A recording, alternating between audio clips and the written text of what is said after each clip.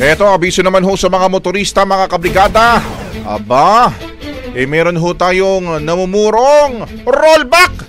Pero, abay, baka pwedeng katiting lang daw. Ayon po sa Department of Energy Oil Industry Management Bureau, batay po sa 4 na araw na trading, posibleng magkaroon ng higit pisong bawas sa kada litro ho ng gasolina.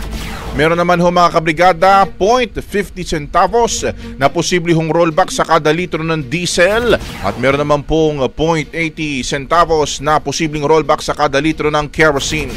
Gayun pa man, nilinaw nga ho ni DOE OIMB Director Attorney Rino Abad na maaari pa ho yang magbago. Ito nga hong price adjustment, depende pa ho yan sa resulta ng trading nga o kahapon ho yan mga kabrigada at ilalabas nga ho yan ngayong araw.